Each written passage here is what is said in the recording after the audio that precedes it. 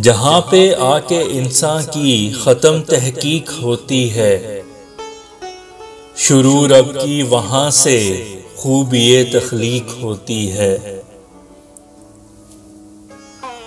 जो ना माने वो ईमान से सदा महरूम रहता है, समझ के रमज़ ये ईमान की तौसीक होती है।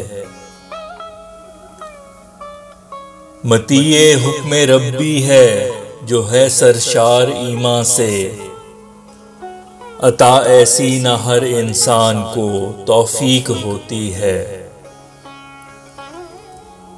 जैसे इक्तज़ादे अज़्ल दिन और रात में कायम, वही तेरी ज़बां और नज़्र में तफरीक होती है।